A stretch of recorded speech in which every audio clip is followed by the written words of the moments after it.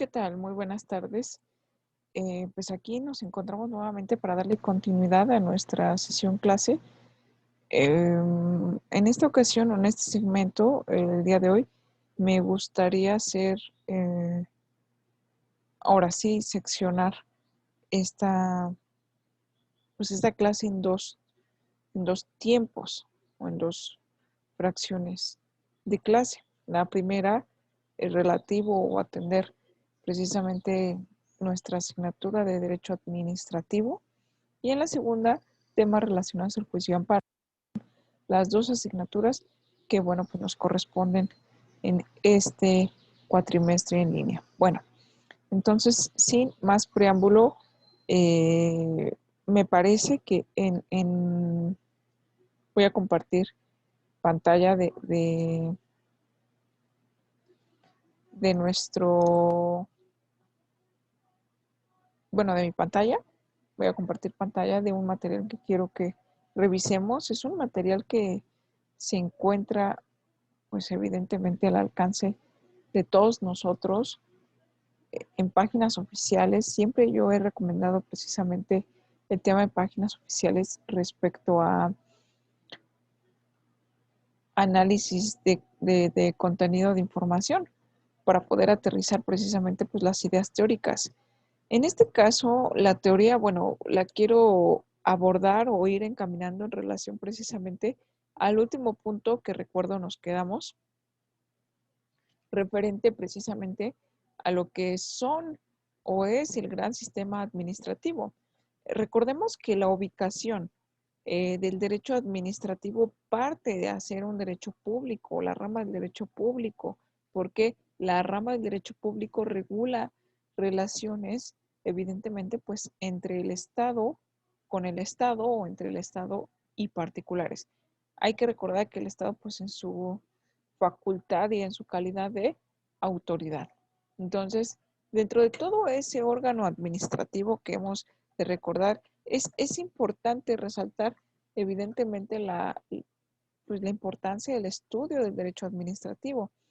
El derecho administrativo, como lo podamos definir, entre otras muchas acepciones, pues es una rama jurídica que desprende precisamente del derecho, de la ciencia del derecho público, que se encarga del estudio y la regulación de las relaciones jurídicas que existan entre el Estado con el propio Estado y el Estado con particulares, ¿no? Así como sus efectos.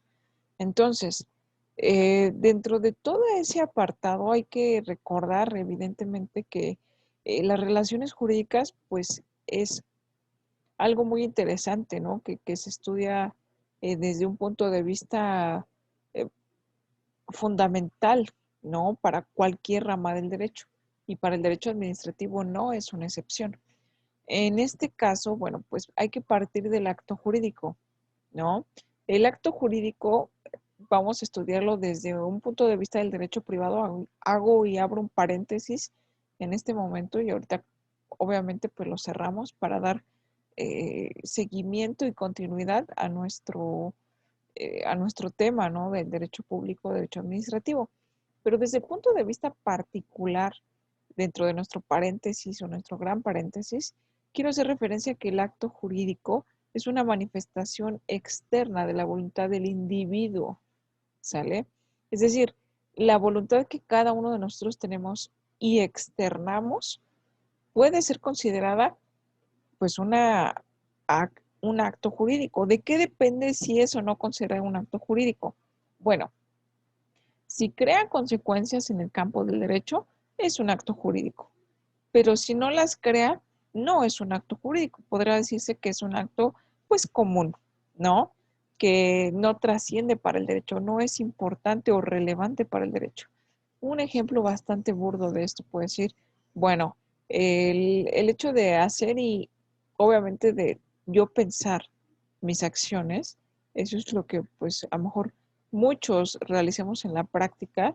Desconozco ya en un campo meramente científico si todas las personas tengamos ese raciocinio antes del actuar.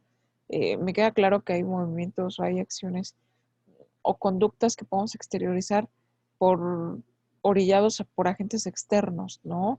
Que puede ser una enfermedad, inclusive, no lo sé, una reacción natural, una emoción natural a una reacción ante pues un acontecimiento, ¿no? De miedo, susto, eh, etcétera, ¿no? Entonces, eh, puede ser eso, pues, o el estudio aunado con otras áreas, obviamente, de conocimiento del propio ser humano. Sin embargo, nosotros al momento de pensar una acción y externarla, ¿cómo lo puede ser? Bueno, pues en este momento se me ocurre, pues llamar a un familiar, preguntar, entablar una conversación, etcétera, ¿no? Entonces lo pienso y lo puedo hacer, entonces externo mi voluntad.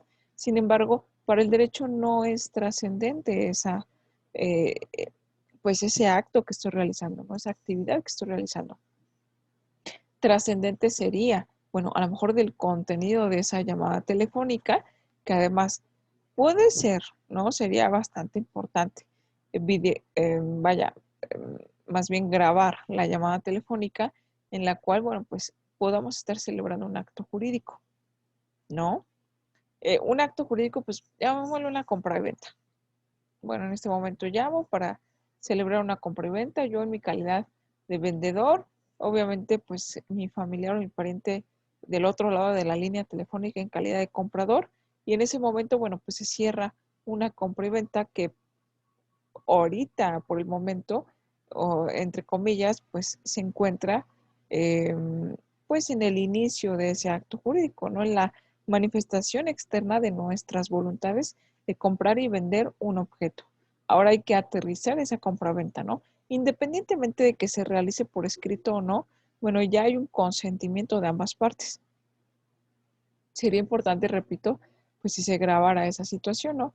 Por cuestiones futuras.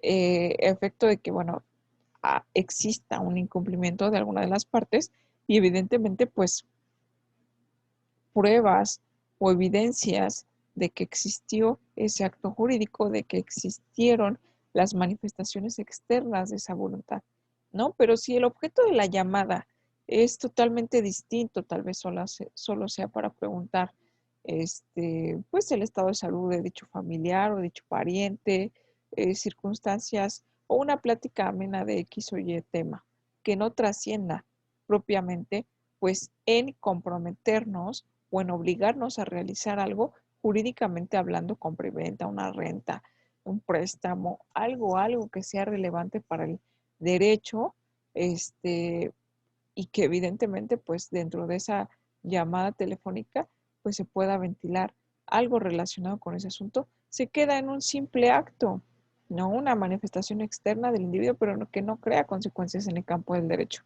Entonces, esa es la dependencia de la creación de consecuencias de las manifestaciones externas de la voluntad del individuo. ¿A qué voy con todo esto? Cierro en este momento pues ese paréntesis que en un inicio aperturé a efecto de explicar un poquito lo que es el acto jurídico. Derivado o entendiéndose así el acto jurídico como la manifestación externa del individuo que crea consecuencias en el campo del derecho, entonces mi intención de referirme a esa acepción del derecho, un concepto con tal importancia y que trasciende, repito, en varias ramas del derecho.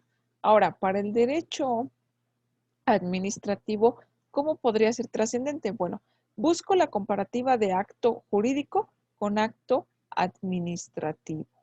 Entonces, hay que, evidentemente, darle la calidad que el derecho administrativo o del derecho o de la administración pública propiamente dicho de esa manera, pues se le pueda inyectar a ese acto jurídico, ¿no? Entonces, sigue siendo un acto jurídico, pero en este caso tal vez ya no pueda provenir de la manifestación externa de un individuo, tal vez pueda ser la manifestación o la exteriorización precisamente de un actuar de una autoridad, ¿no? De un órgano administrativo y que, por supuesto, pues va a crear consecuencias en el campo del derecho.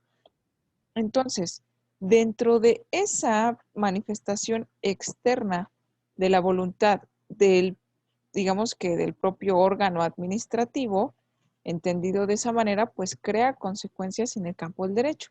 Una relación jurídica de un órgano administrativo con otro órgano administrativo, me estoy refiriendo a la administración pública propiamente dicho de esa manera, que evidentemente pues hay que profundizar y estudiar la gran diversidad de órganos administrativos que contempla la administración pública federal, entendiéndolo desde el orden federal.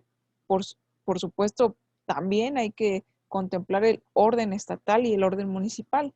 Entonces, si nos pusiéramos como que a profundizar en todo un organigrama que contemple a la administración pública, nos podríamos dar, pues obviamente, cuenta de que existen muchos órganos administrativos. Cada uno tiene pues su origen y su razón de ser.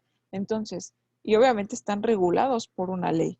En este caso, bueno, pues es importante atender al marco jurídico de todo lo que son nuestros órganos administrativos. Dentro de ello, precisamente la intención de comparar un acto jurídico con un acto administrativo, y por supuesto que ese es, digamos que parte de la esencia del derecho administrativo, esos actos administrativos celebrados o que emanan propiamente de un organismo administrativo en su calidad, por supuesto, de autoridad, y que puede ser que las consecuencias que de ese acto administrativo surjan, crean o afecten o beneficien, pudiera hacerlo de esta manera, pues a un particular o a un individuo. O que también, y es totalmente lógico y normal, que ciertas dependencias, organismos administrativos, eh, tengan también o celebren actos jurídicos con otras dependencias del mismo gobierno en su propio orden federal, en el propio orden estatal o en el orden municipal. Entonces, es importante pues, revisar las facultades de cada uno de los órganos administrativos y entender la naturaleza de su existir, ¿no? Atendiendo a un marco jurídico, precisamente a un fundamento jurídico. A ello, bueno, quiero referenciarlo precisamente a esta, bueno, en esta, obviamente estoy compartiendo pantalla, en donde podemos entender que la relación de entidades paraestatales de la Administración Pública Federal, ojo aquí, porque hay que entenderlo como precisamente el gran sistema de administración pública del orden federal. Aquí no, por lo mientras, no estamos tocando ni el orden estatal ni el municipal. Entonces, exclusivamente el federal y en sus entidades paraestatales.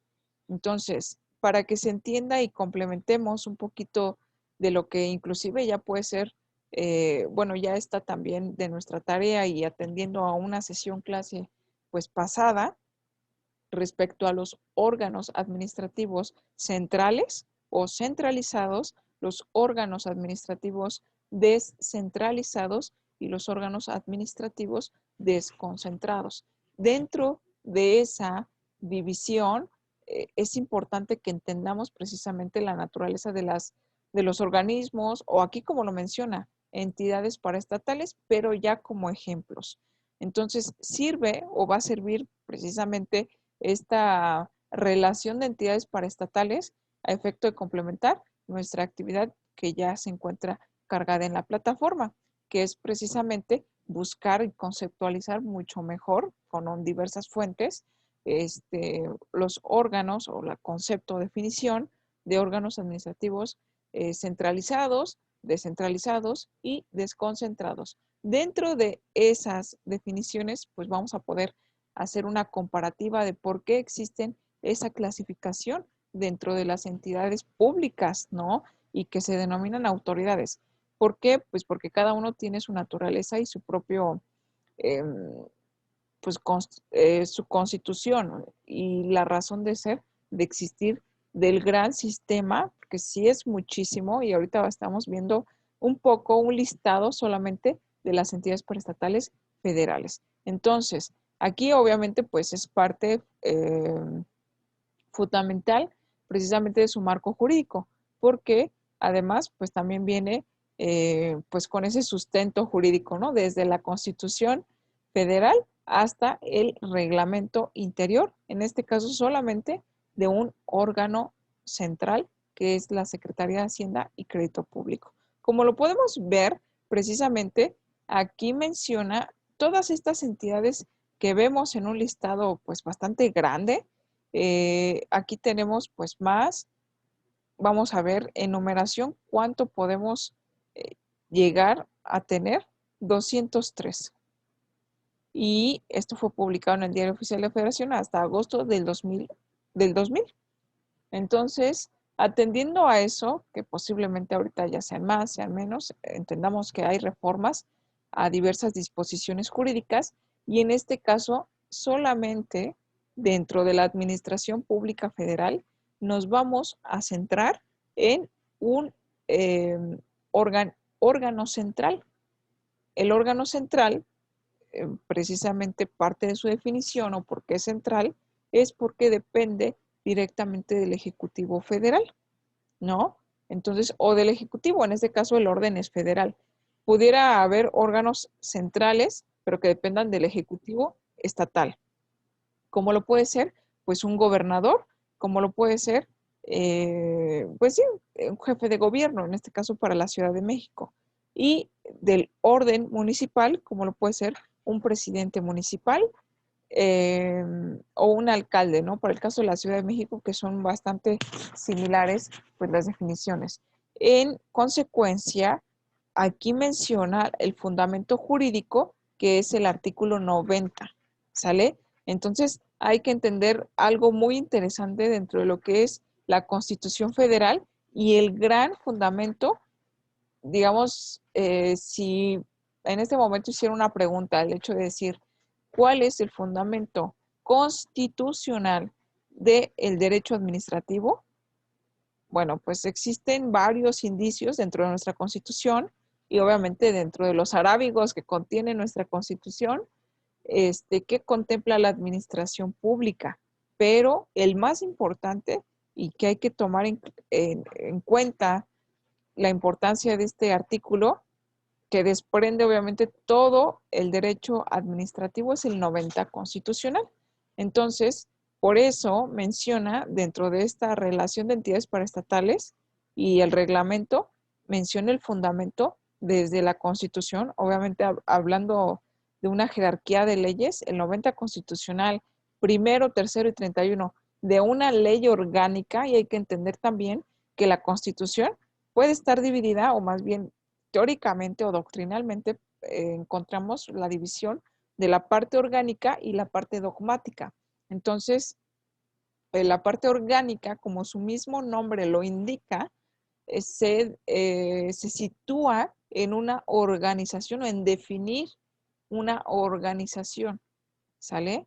De precisamente, pues, el conjunto de normas, porque la principal norma jurídica que tenemos, pues, en México, como hablando como país o como república, pues es la Constitución y que tiene pues una parte importante que pone a la par de la Constitución los tratados internacionales que de México sea parte.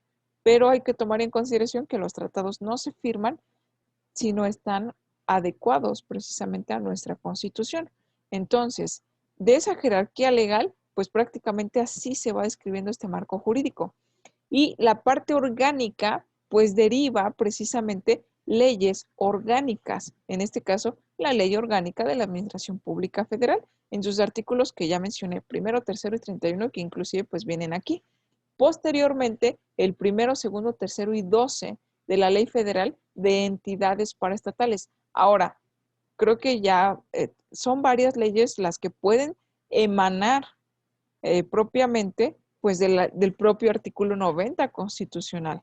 Sale aquí ya encontramos dos de ellas, por lo menos. La Ley Orgánica de la Administración Pública Federal, que también se encuentra cargada en nuestra plataforma, actualizada por lo menos hasta el día de hoy, pero hay que tomar en consideración que pueden ser leyes que se pueden estar actualizando constantemente. Entonces, principalmente, pues mi sugerencia es descargarla directamente de la Cámara de Diputados, la página oficial de la Cámara de Diputados, y ahí siempre vamos a encontrar pues las leyes vigentes hasta el momento de la consulta y de la descarga de dicha ley. Entonces tenemos también la Ley Federal de Entidades Paraestatales, otra ley, pues como su nombre lo indica, federal.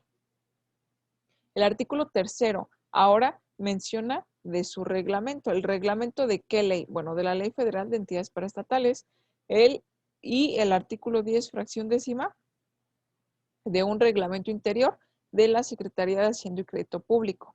¿Sale? Ahí menciona, se procede obviamente pues a la publicación siguiente y estas, ya no recuerdo el número, 200 y fracción, organismos descentralizados, solamente de la Secretaría de Hacienda y Crédito Público, como un ejemplo de entre todas las secretarías de la Administración Pública Federal que existen, poniendo obviamente pues pocos ejemplos: Secretaría de Educación Pública, Secretaría de la Función Pública también, tenemos la Secretaría de Energía, bueno, pues diversas secretarías, la Secretaría de Agricultura, tenemos también la Secretaría del Bienestar, etcétera, ¿no? Entonces, dentro de todas esas secretarías, que obviamente todavía la lista continúa y sigue, vamos entendiendo que todas ellas forman parte de, obviamente, pues un sistema bastante grande, bastante robustecido de la administración pública federal, del orden federal, ¿sale? Entonces, de esas secretarías, y vamos a poner especial atención porque en este ejemplo, pues estamos revisando las entidades paraestatales solamente que dependen o desprenden precisamente de la Secretaría de Hacienda y Crédito Público con los fundamentos que ya vimos anteriormente. Y aquí tenemos evidentemente parte de ellos, ¿no?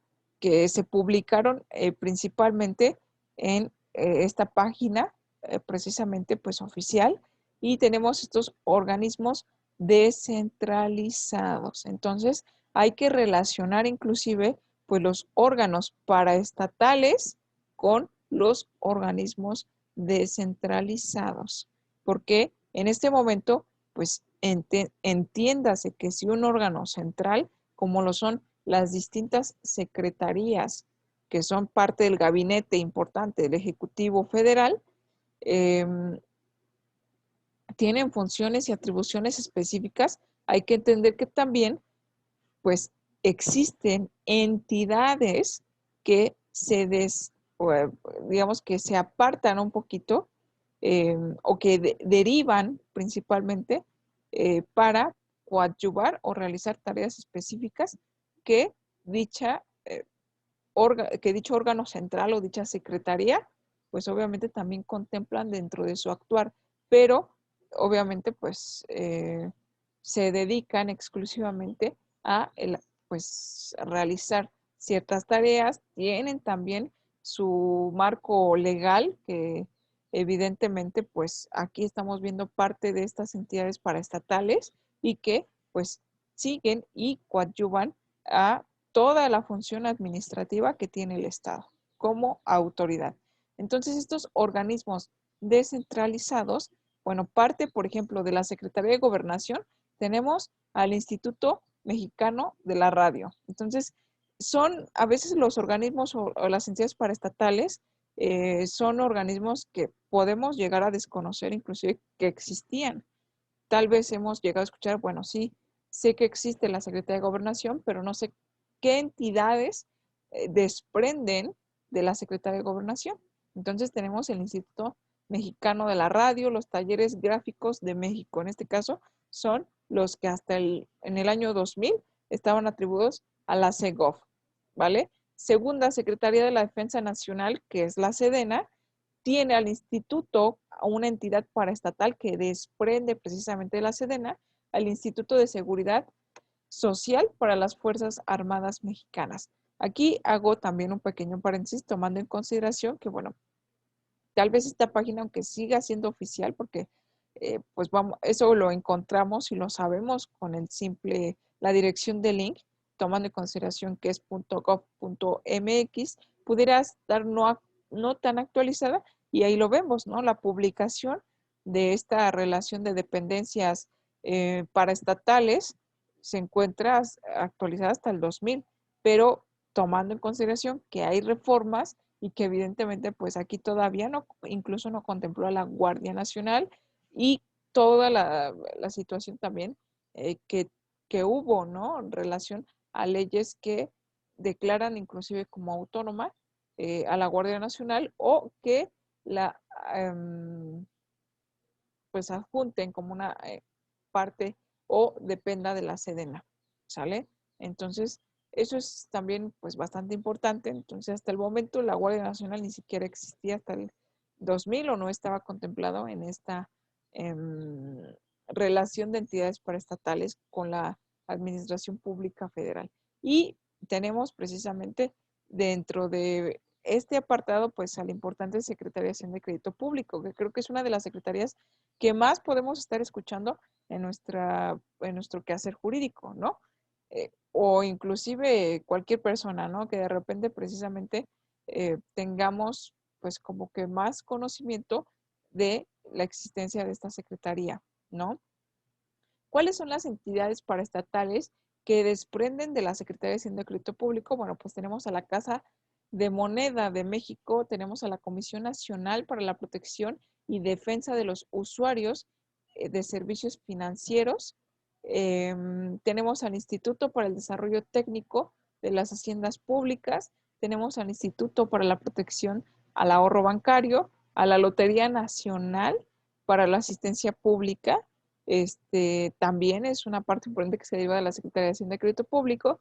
Tenemos al Patronato del Ahorro Nacional y a pronósticos para la asistencia pública. Tal vez dentro de todo eso, pues creo que sí nos suenan tanto la lotería como pronósticos para la hacienda pública que de repente, bueno, se dedican a hacer sorteos o juegos precisamente donde, bueno, pues se rifan, ¿no? Ciertos premios o bolsas acumuladas, pero que pasen a ser, y tal vez no sé si de conocimiento público o no tanto, pero pasan a ser entidades paraestatales y que desprenden de la Secretaría de Hacienda y Crédito Público. Entonces, creo que a veces tomando en consideración eso, creo que es mejor, ¿no? Si se trata en ese caso de comprar eh, billetes inclusive de sorteos, pues sería mejor hacerlo con una entidad pública. Hay mucho más, o las entidades privadas tampoco no tienen, digamos que, pues, no significa que sean pues malas o que se tenga que desconfiar o jurídicamente hablando sea inestable o peligroso, pero hay que entender que también existen pues muchas empresas fantasmas, ¿no? Entonces es un poco más complicado dentro de las instituciones de asistencia de sorteos privados que las públicas inclusive, ¿no? ¿Por qué? Pues porque están debidamente constituidas en la ley y bueno, pues o se trata de haber una difusión y o transparencia importante dentro de lo que implica todo esto. Y así vamos con cada una de las secretarías de Desarrollo Social, la Secretaría de Energía, de Comercio y Fomento Industrial, entonces Pemex inclusive, ¿no? Cuando escuchamos, creo que de la Secretaría de Energía, Pemex ha sido pues una de las principales empresas, y lo digo de esta manera, porque sí, entidades paraestatales puede ser como un similar de denominar una empresa que tiene obviamente inversión de recurso público, pero también puede tener inversión de recurso privado. Sin embargo, vamos a suponer que dicha empresa pueda tener recursos de ambos, pues un recurso mixto, ¿no? Participación privada y evidentemente también de participación pública, si es que lo queremos denominar así. Y nos podemos seguir evidentemente con otras diversas secretarías, atendiendo que todas estas secretarías pues parten de entidades centrales, ¿no? Cada una de las secretarías pues tiene un titular que es un secretario, ¿no? Un secretario obviamente de gobernación, el secretario de la Defensa Nacional, el secretario de Hacienda y Crédito Público, que son titulares precisamente de esas secretarías y que todos ellos pues obviamente son gabinete y que acompañan las decisiones y evidentemente del Ejecutivo Federal. Entonces, son los titulares encargados, evidentemente, de esas dependencias centrales, porque se centra en precisamente, pues, en el Ejecutivo Federal, así como las entidades, podemos decir, o las secretarías, ya en un orden local, es decir, que dependan diversas secretarías o dependencias en el fuero local o en el orden local, de que dependan del gobernador, del gobernador del Estado de México, o en su símil para la Ciudad de México, el jefe de gobierno de la Ciudad de México.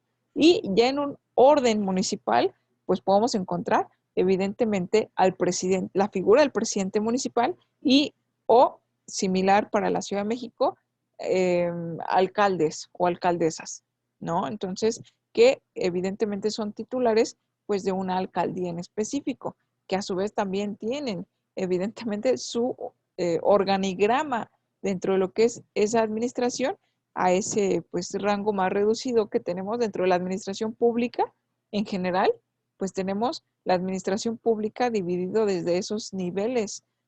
Se puede decir niveles, mi preferencia es orden de gobierno, desde el municipal, estatal o local, que es lo mismo que propiamente pues una entidad de la República, y el federal, que pues es el más amplio, pero no significa que alguno de los tres carezca de importancia, porque el ciudadano como tal tiene o puede llegar a tener pues evidentemente alguna consecuencia de un acto administrativo de alguna de las dependencias de las que estamos mencionando inclusive, ¿no? Puede ser objeto precisamente de un beneficio o inclusive también pudiera decirlo de esa manera, de un acto que le causare perjuicio al administrado pues obviamente como un gobernado. En esta materia de derecho administrativo, pues hay que entender las figuras y obviamente los sujetos que estudia el derecho administrativo ante pues tales circunstancias. Y bueno, por la hora es mi deber preguntar, eh, en este caso, bueno, hoy que tengo una invitada, ¿hay alguna duda, alguna pregunta que surja respecto a este tema, lo que hayas alcanzado a escuchar? No, Miss, ninguna duda. Muy bien. Entonces, mira, hay información de todas maneras complementaria. Creo que el derecho administrativo es gigantesco. De ahí, pues vamos algo importante que quería destacar en esta sesión clase, pues es el acto administrativo, que es muy similar al acto jurídico, pero el acto jurídico, bueno, lo entendemos o lo estudiamos desde el punto de vista del particular. Es decir, un individuo que exterioriza o manifiesta su voluntad y que la misma voluntad externa o exteriorizada crea consecuencias en el campo del derecho, ¿no? Entonces, en el campo de cualquier derecho. Entonces, un acto jurídico, puede haber actos jurídicos en materia civil, en materia, evidentemente, pues penal también, pero ahí, bueno, pues empiezan a denominar acorde al área de especialización de esa rama del derecho.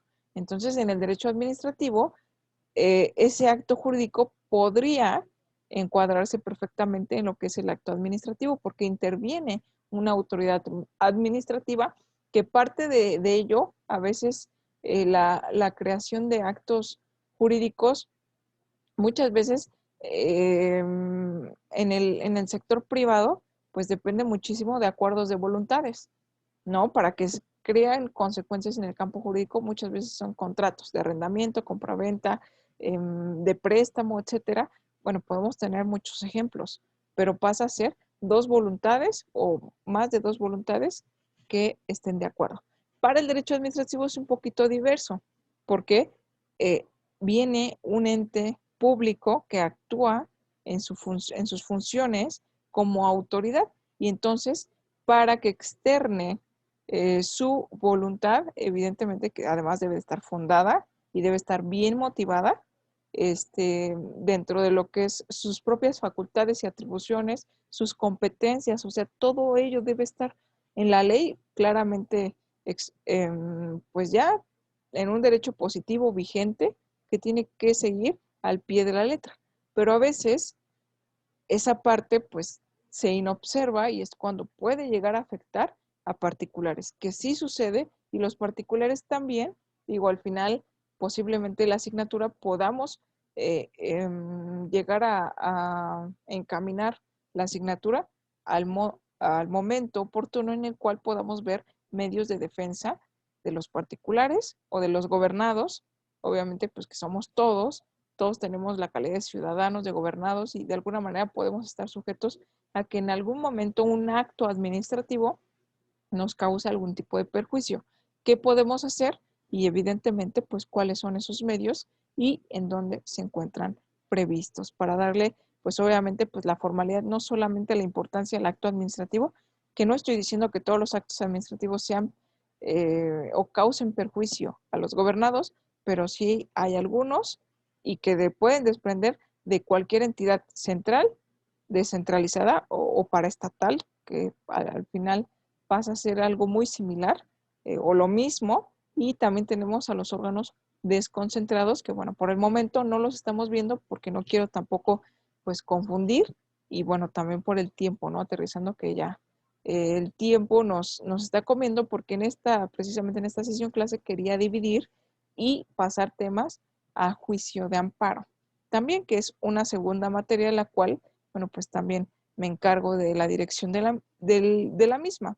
Tomando en consideración que el jueves pasado, si no mal recuerdo, fue 12 de octubre, Día de la Raza precisamente, me enfoqué exclusivamente al juicio de amparo, porque también me parece que es una área del derecho bastante importante dentro de lo que comprende evidentemente y que puedo llegar a relacionar y una no sé si sea una virtud o un defecto, pero puedo llegar a relacionar también los actos administrativos que puedan causar un perjuicio a un ciudadano y que uno de los medios de defensa que pueda tener el ciudadano, uno, no todos, porque hay unos medios que están exclusivamente previstos en leyes administrativas y que se puede considerar como medios de impugnación o medios de inconformidad o medios obviamente ordinarios, ¿sale? Pero el juicio de amparo vamos a tomarlo como un medio extraordinario, porque la misma ley de amparo pues nos da precisamente la posibilidad o la luz de saber que es uno de los elementos, o un medio de defensa más importante que va a tener cualquier persona para cualquier acto de autoridad. Entonces, es importante también relacionar aquí, la intención de relacionarlo es porque pues el actuar de la autoridad puede llegar a causar pues un perjuicio importante para cualquier particular. En ese caso, por eso en clases anteriores he tomado, bueno, voy a cambiar de pantalla para que... Mm, mm, mm, ok, creo que es esta donde nos habíamos quedado. Bueno, todavía no la comparto, pero es la vía directa y la vía indirecta dentro de lo que es el juicio de amparo. Y ahorita, bueno, el material donde anteriormente nos habíamos quedado. Entonces, dentro del juicio de amparo, precisamente, bueno, pues existen dos vías de procedencia del juicio de amparo, es decir, o también denominado juicio de garantías. Entendiéndolo de esa manera y que evidentemente tiene los antecedentes que ya se había comentado alguna o en algunas sesiones clases pasadas, en donde, bueno, pues es un instrumento jurídico creado a favor de los gobernados del Estado mexicano, cuya finalidad es hacer respetar los imperativos constitucionales en beneficio de aquellos, es decir, nuestras garantías, pues, individuales y obviamente, pues, nuestros derechos constitucionales, derechos humanos, derechos fundamentales, lo cual para mí es importante también poderlo definir y tener un antecedente a lo mejor desde garantías individuales o garantías constitucionales, la diferencia entre lo que puede ser, que es delgada la línea de diferencia, un derecho fundamental y un derecho humano, ¿no? Tomando en consideración que un derecho fundamental es aquel derecho humano que se encuentra evidentemente pues que tiene un fundamento jurídico dentro de lo que es el orden mexicano, la Constitución y obviamente todo el complejo normativo que deriva de la Constitución Federal. Entonces, aunado al tema que había tocado hace unos minutos sobre la división de la Constitución de la parte orgánica con la parte dogmática, mencionaba que la parte orgánica la voy a estar revisando muchísimo con lo que es derecho administrativo porque es la organización del Estado. Pero la parte dogmática va a ser aquella en la cual, pues, eso es justamente eso, los imperativos constitucionales en beneficio de los gobernados y obviamente todo lo que contempla sus garantías. Que un dogma, pues, es aquel que no tiene precisamente, pues, eh, que se da y que se tiene que respetar, pase lo que pase.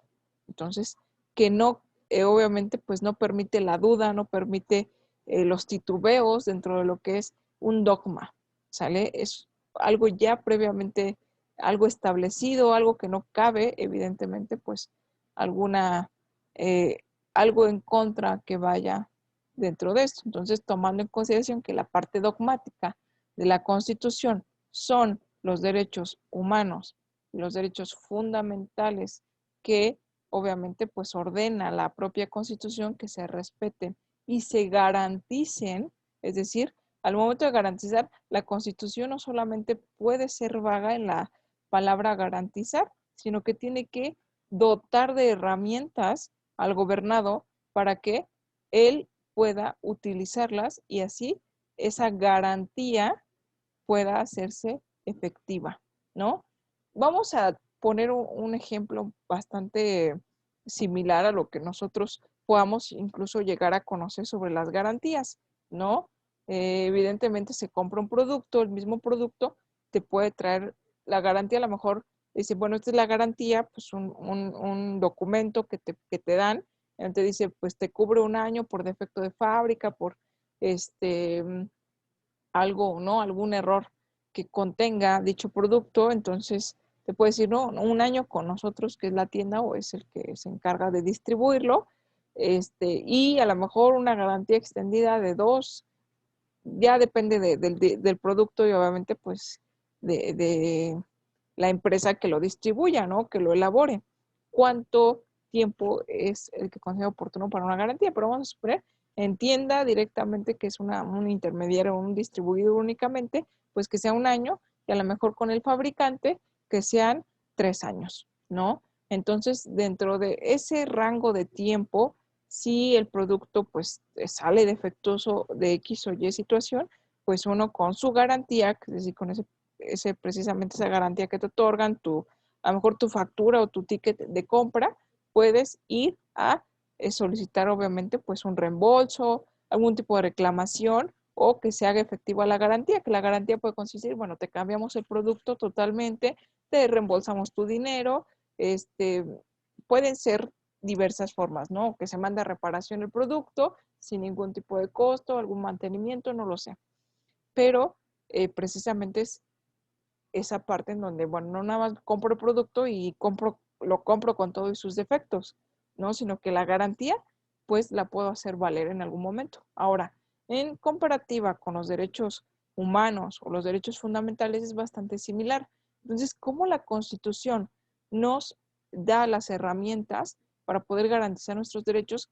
No es el único, pero es uno de los medios más importantes que nosotros, o aquí como lo menciona precisamente el autor José Valle Hernández, que además pues es juez octavo de distrito, que define, obviamente él es uno de los jueces que otorga o no, o sea, decide precisamente al tener la facultad de decisión eh, sobre los juicios de amparo y sobre su experiencia, cómo puede definir el juicio de amparo, bueno, como aquel instrumento jurídico, ¿no?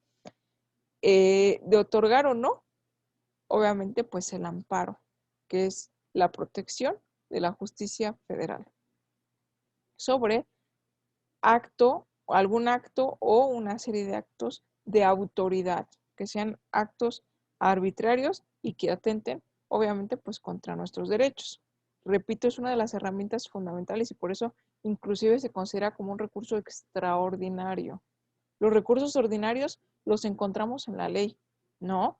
Que inclusive tenemos medios de impugnación en diversas materias, en materia civil, obviamente en materia penal tenemos la reina de los recursos que van y atacan, evidentemente, en un juicio penal o civil, la decisión de un juez que conozca en primera instancia de ese asunto, pues la apelación, que es la reina de los recursos, ¿no? Dentro de esa parte, sí, en la apelación, obviamente el juzgado de alzada que conoce y resuelve de esa, evidentemente de ese recurso en el cual existe una sentencia, de esa sentencia a lo mejor me desfavorece, yo considero que me afecta en tal punto y obviamente toda esa parte de formalidad en la cual pues voy a atacar la sentencia de un juez de primera instancia en un juzgado de segunda instancia, posiblemente pues confirmen la sentencia, es decir, la sentencia se queda intocable, la que dictó el juez de primera instancia, porque se considera apegada a derecho. Entonces queda intocable. En la segunda instancia prácticamente pues me está diciendo lo mismo, me sigue causando el mismo agravio.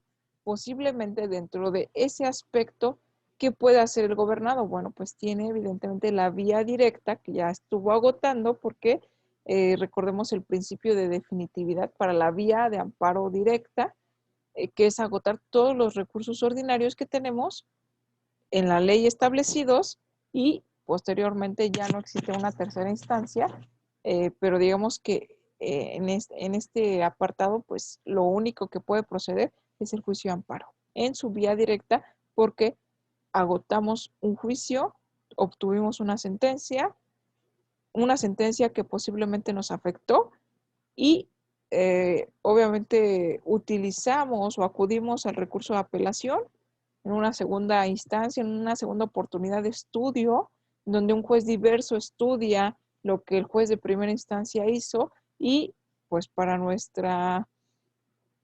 eh, desfor nuestra desfavorable suerte la confirme y me siga causando un perjuicio, entonces sigo una línea que va directa, entonces ya no tengo alguna otra circunstancia que la ley ordinaria me indique que tengo que agotar más que el juicio de amparo en su vía directa. Por eso se denomina así, a menos que sea, obviamente, dentro de lo que es la vía indirecta, es decir, no tengo que pasar por todo ese tiempo, esos espacios procesales o ese calvario, si lo queremos denominar así, e indirectamente me voy al amparo. Solamente en casos excepcionales se puede hacer eso, ¿no?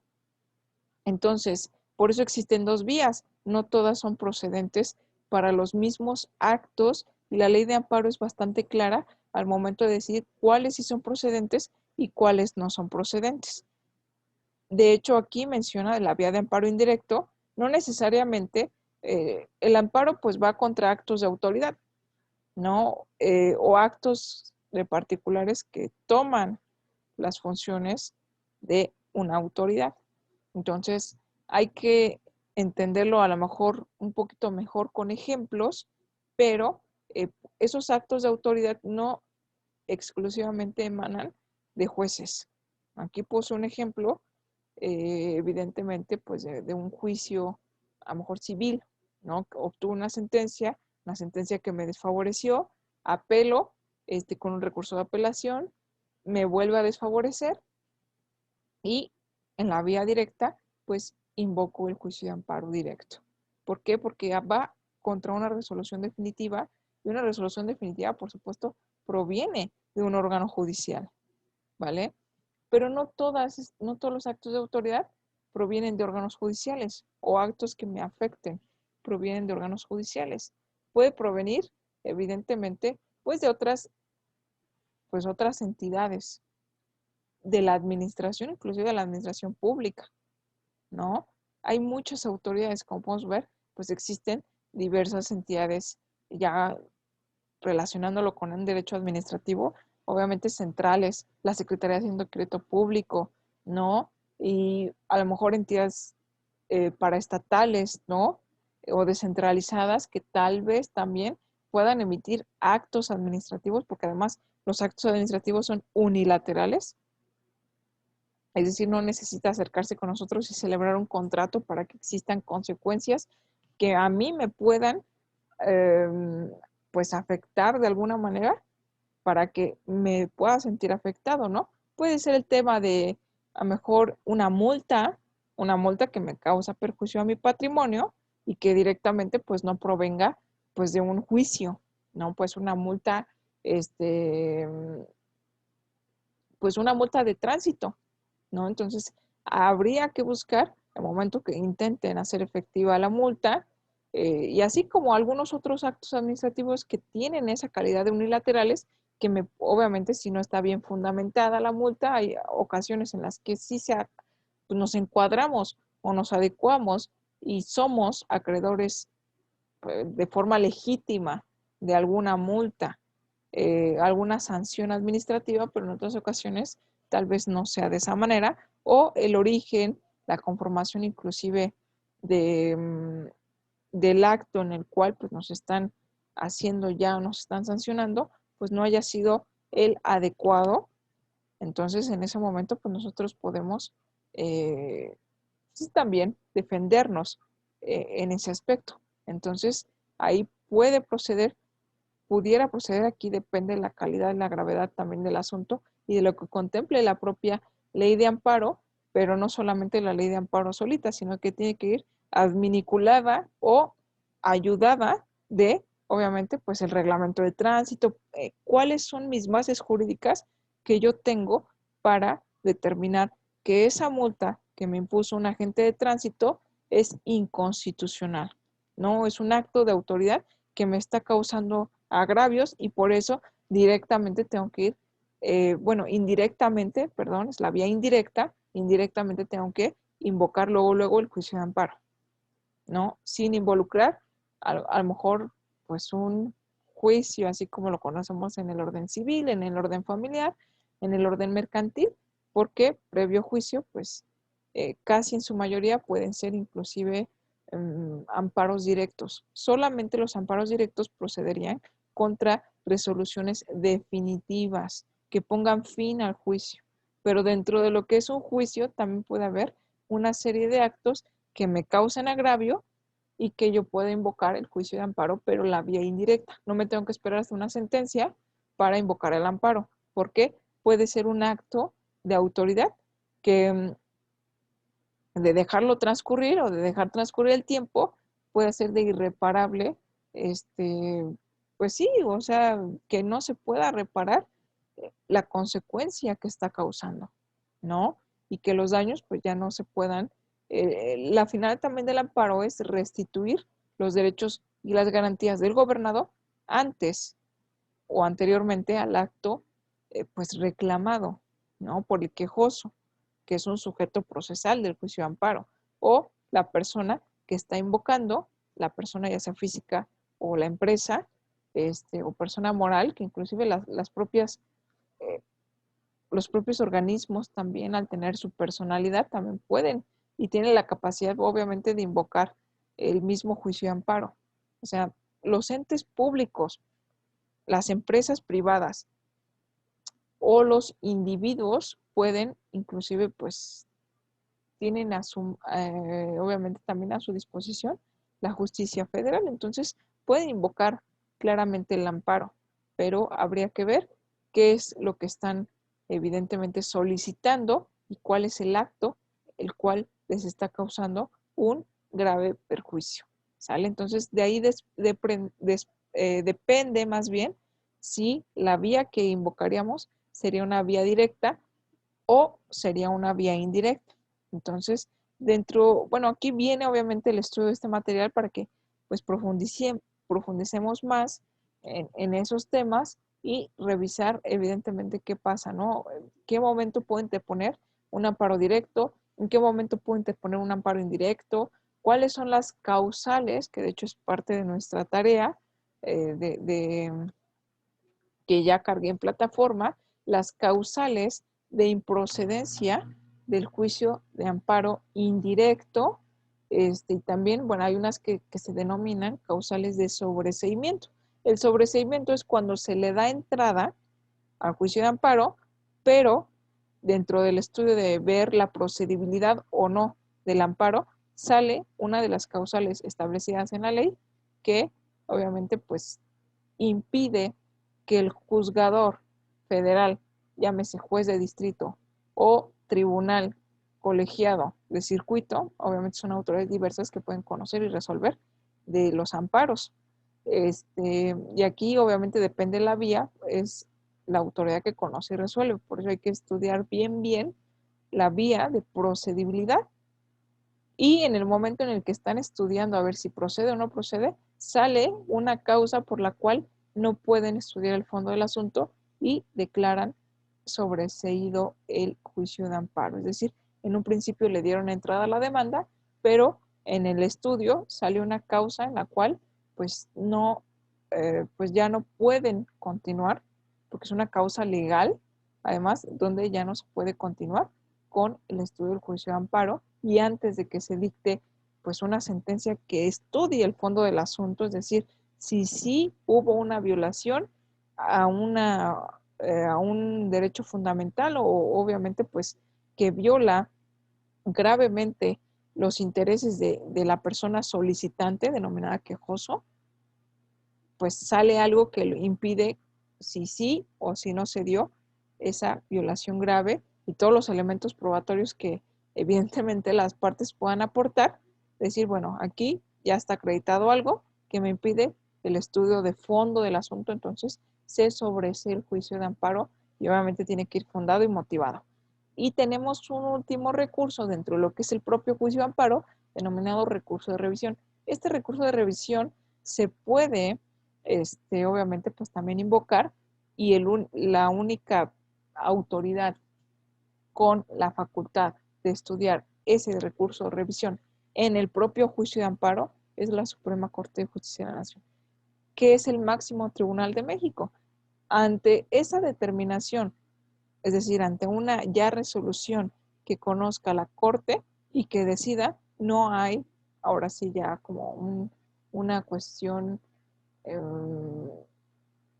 pues ya no hay algún otro recurso que nosotros podamos invocar. ¿Por qué? Pues no hay una autoridad que vaya jerárquicamente superior a la Suprema Corte de Justicia de la Nación.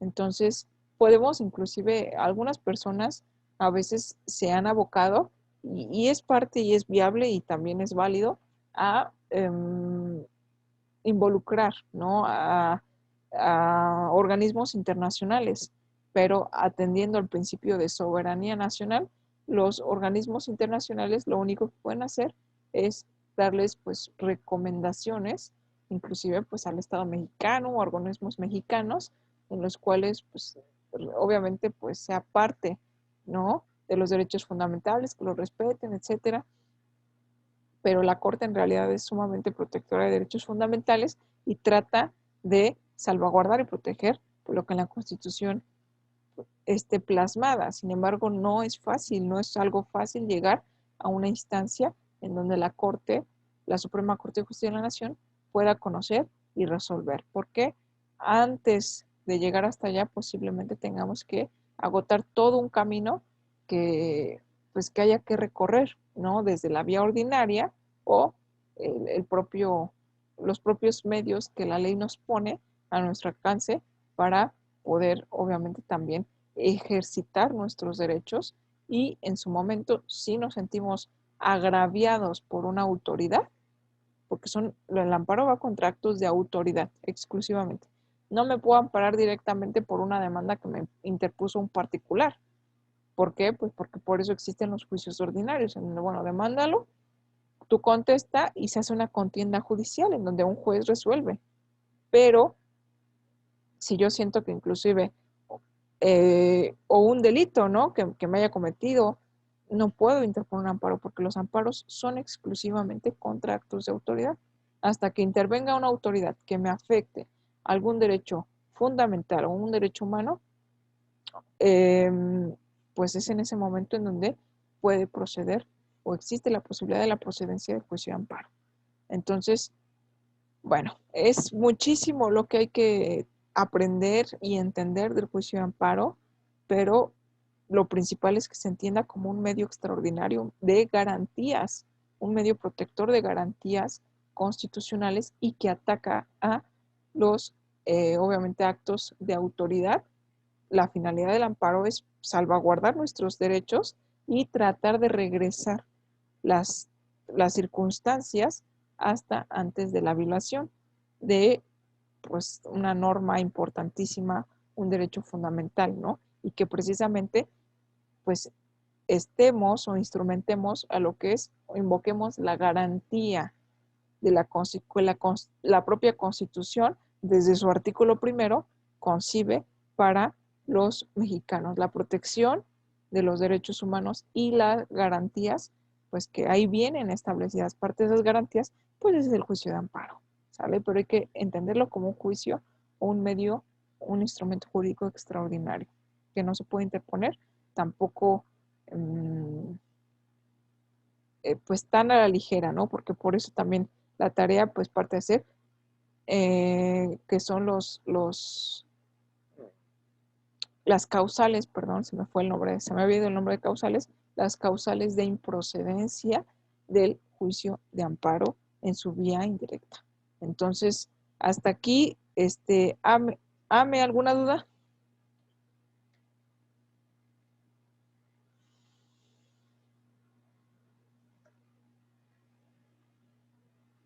¿Duda, pregunta, comentario? No, Miss, ninguna.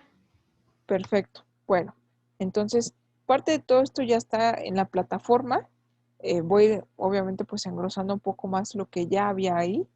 Además de las tareas que, bueno, si existe alguna, obviamente también alguna incógnita, alguna duda respecto a las instrucciones de elaboración de la tarea, sin problema, pues me puedes mandar un mensajito vía la plataforma y también, bueno, tú sabes, se tiene el contacto además también en los horarios establecidos por WhatsApp, ¿vale? Entonces, bueno, si no queda algo más que atender, me despido, nos vemos la próxima semana, que estés muy bien, que tengas un excelente fin de semana. Gracias, Miss, igualmente. Bye.